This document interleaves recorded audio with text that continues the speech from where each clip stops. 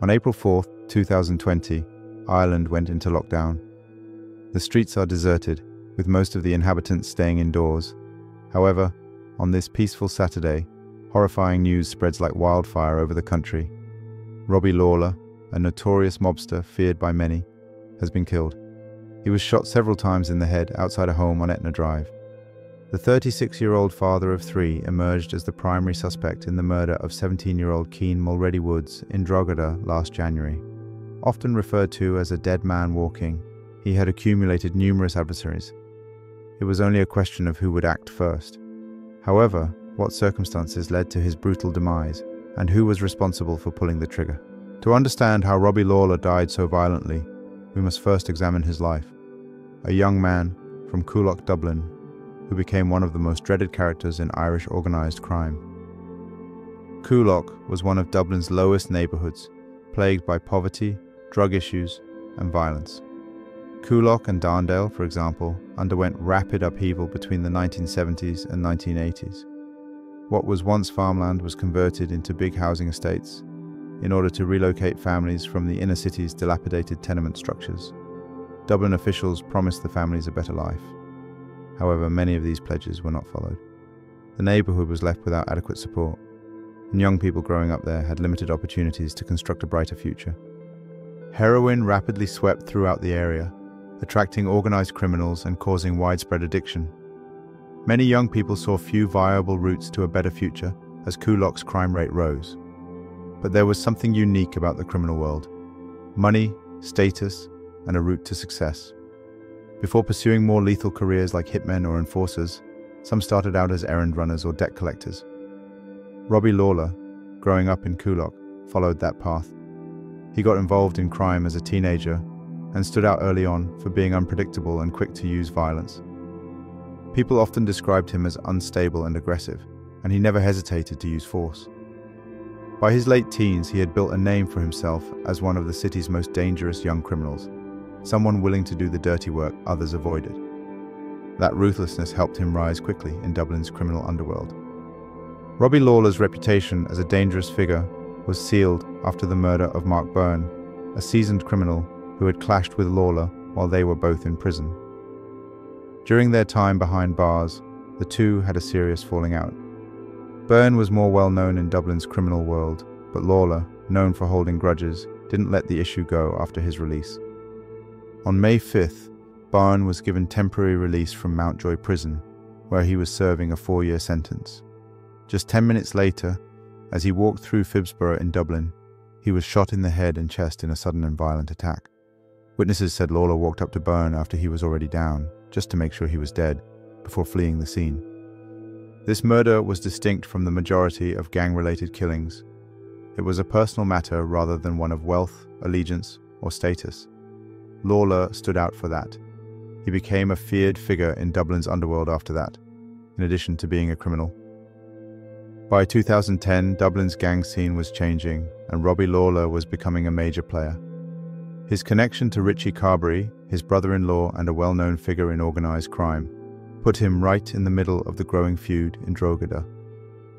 Carbery had moved to Bettystown and saw Drogheda as a prime spot to expand his drug business. Demand for cocaine skyrocketed as the town developed into a bustling commuter hub, particularly from Dubliners leaving for the weekend. Carbery capitalised on this and sought to increase his local clout.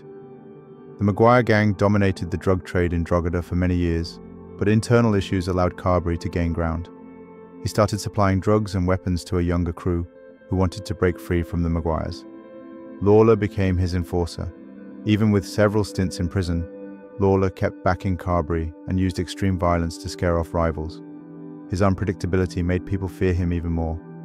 In 2019, while Lawlor was serving time, Richie Carbery was shot dead. Many believed it was payback from the Maguire gang. After getting out of prison, Lawlor struck back, launching a wave of attacks on people linked to Maguire. He was even suspected of shooting Owen Maguire himself, leaving the gang leader paralyzed. Robbie Lawlor's most horrific crime happened in January 2020, and it left the country stunned. 17-year-old Keane Mulready-Woods was tricked into going to a house in Drogheda, where Lawlor was waiting for him. What might have started as an attempt to scare him turned into something far worse. Gardaí believe Lawlor stabbed Keane in the neck and then cut up his body. But this wasn't just about killing someone, it was a message, a warning to his enemies. Lawlor put Keane's arms and legs into a sports bag, tossed in a pair of flip-flops as a sick symbol, and dumped the bag in Coolock. Keane's hands and head were found in a burning car in Drogheda shortly afterward. The country was astounded by its outright severity. It was more diabolical than just another gang murder. It indicated the level to which violence had developed into a terrifying situation. People in Ireland and others were shocked by what had happened. A boundary seems to have been crossed. In the months before his death, Robbie Lawlor's behavior became more reckless and unpredictable. He was constantly on the move, traveling back and forth between Ireland and Northern Ireland. In Belfast, he boldly showed up in the Cathedral Quarter, shaking down people for drug money, and even operated in Republican areas where Dublin criminals usually wouldn't dare set foot. He didn't try to stay under the radar. If anything, he seemed to enjoy the attention. He even posted on social media, bragging and mocking his enemies like he was untouchable. Around that time, Lawlor started dating a woman from a completely different world, a middle-class professional with a job in the legal field. Gardaí, worried about her safety, reached out to warn her about the kind of man she was involved with. But she told them the relationship was her choice, and even after Lawlor was suspected of playing a role in Keane's murder, she chose to stay with him. Robbie Lawlor's death came after months of careful planning by Cornelius Price, a well-known gang boss who deeply hated him. According to the Irish Mirror, Price spent over €100,000 to make the hit happen. The plan was detailed and calculated. Using contacts inside Mountjoy prison, Price reportedly tricked Lawlor into coming to Belfast by offering what seemed like a job opportunity. Price had been hiding out in the UK, worried that Lawlor might come after him for Richie Carberry's murder. To pull it all off, he teamed up with other criminal gangs to make sure nothing went wrong. Lawlor was led to a house on Etna Drive in Belfast's Ardoyne neighbourhood, not knowing that gunmen were already there, waiting. As soon as he arrived, they opened fire, killing him on the spot. Police later called it an appointment killing, a murder where the victim walked straight into the trap. At first, several well-known criminals were arrested, including members of the infamous Dundon family, but they were soon let go. Later on, Gardaí found €50,000 in cash during a surveillance operation, believed to be part of the payment for the job. Though no one was officially charged, investigators believed up to 20 people were involved in planning and carrying out the killing. The reaction to Lawlor's death was both public and swift. Just hours after the incident, Cornelius Price shared a video online, raising a toast to Lawlor's demise with a drink in hand. At the same time, Owen Maguire, the gang boss who was paralyzed by Lawlor, also posted a video celebrating his death. "What going to say, boys? Turned the head. Now he's dead. Up, he's ho. The dirty scumbag. Long runs the fox, he got it." Robbie Lawlor's life wasn't just a string of crimes. It was a warning sign that no one paid attention to until it was too late. He grew up in Coolock, one of the toughest parts of Dublin, where poverty, drugs, and violence were part of the everyday. From a young age, the odds were stacked against him. There weren't many chances to build a better life.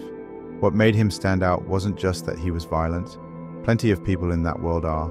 It was how far he was willing to go. He didn't care about the consequences. He acted on impulse, on rage, on revenge.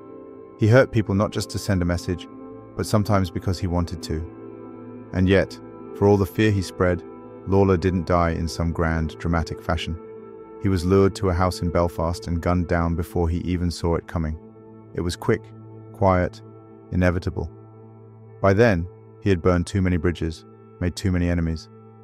Everyone knew it was only a matter of time. But the sad truth is, his death didn't fix anything. The violence didn't stop. The pain didn't end. The turf wars he helped spark are still going.